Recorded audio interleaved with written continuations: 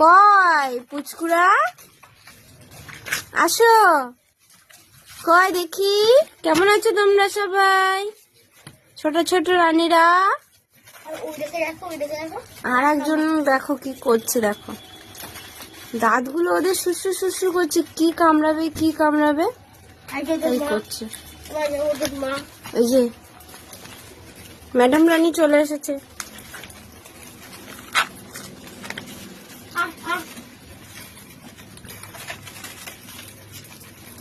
Rocky Rocky